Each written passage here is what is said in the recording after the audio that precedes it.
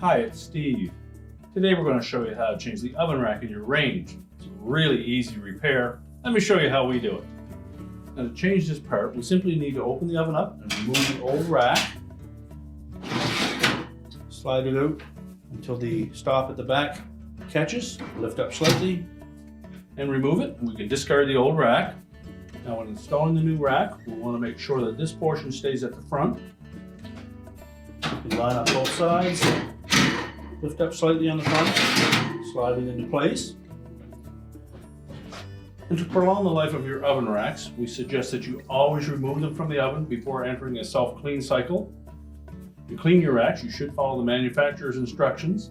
Sometimes it's just as easy to put them in a clear or black plastic garbage bag with some oven cleaner, allow them to soak, and rinse it off with cold water. Make sure they're completely rinsed before you put them back in the oven, and your repair is complete.